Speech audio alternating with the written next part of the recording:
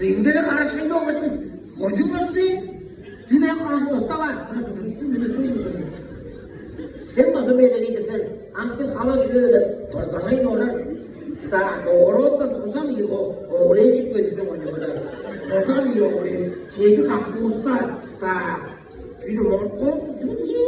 Morkop da iyi. Doğru andınız bir yön demiş.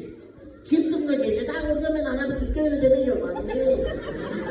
Endere hiç bakmadım dedim. Da Gökkurca da çok da endere çok bakmadım sen. Gökkurca salak diyecek. Şut deyince çıkacak arı uçumda şut su atmak dedi. 10 tostun sesi 8 bece başladı. İyi da. Ben çok iyi çıktı kadın da. Öttama. Ses şundan sonra çıkınca bir belki. Öttama dedi ben. Vallahi sen karışıyorsun. Ay.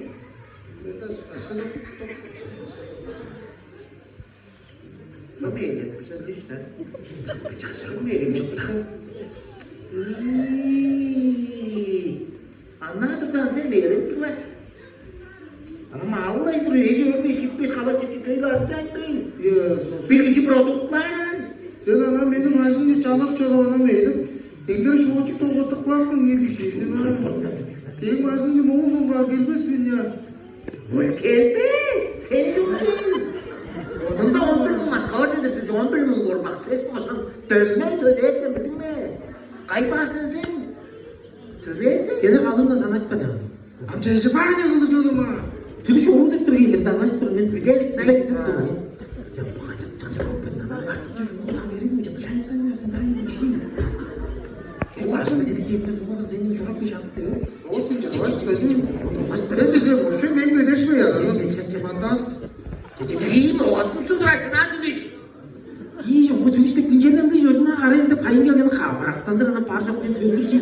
Ünlük baydanın adormadan çeşen de kendirme. Çiğ sokmayın. Kendirmen cıvırda çorbalarını yaparsın. Hiç çiptek yarın ya. Senin de o şey. Evleşme sümen artık. Oldur çoğaladım ardından. Anlamayın. Kantı hocam meyveden presidenti. Meyvede ona kılıç ne olmaz. Ne diyecek bu sen? Ana meyvede ona çoğu bağlı şu bolcuk çıkarsın abi. Beşim olmaz kadar duran. Sen de bir şeyde koyarsın Ayşe. Burada da su var burada. Şurada sarı su. Ancak bir ne diyemezsin. Bundan ben de bu kaç beşim var. Kaydı ağacın. Bu ne bedene giyeceksin? Kaç yedin ha? Çok ha. Ayşe. Eskiden ayda şey oldu.